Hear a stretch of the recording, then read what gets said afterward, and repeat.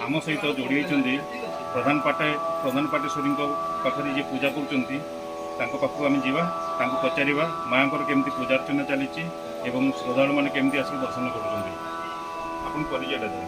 मो परिचय हूँ मो पंडित क्षितिश्चरण मिश्र मोर गुरुंकर प्रदत्त ना हूँ घनश्यामानंद सरस्वती।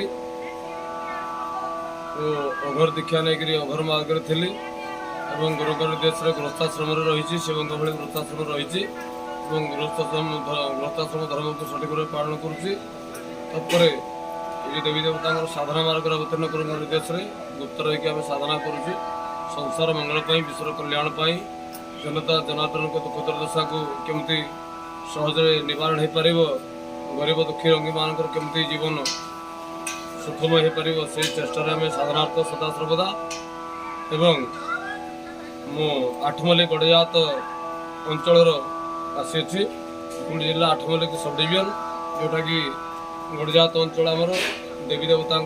उत्पत्ति स्थल स्वयं शंभु भगवान शंकर सिद्धेश्वर महादेव उत्पत्ति स्थल उष्ण प्रश्रवण देवलझरी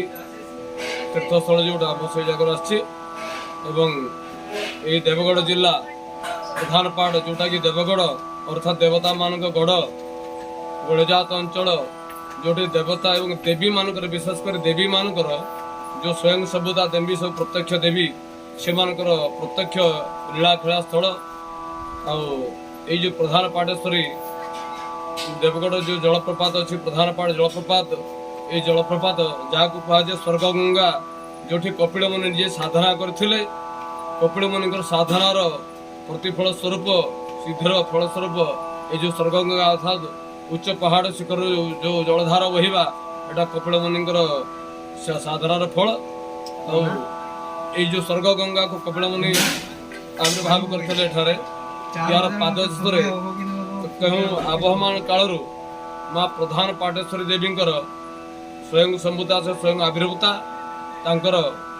बहुत आदिम अध्युषित अंचल माँ पूजा अर्चना चली माँ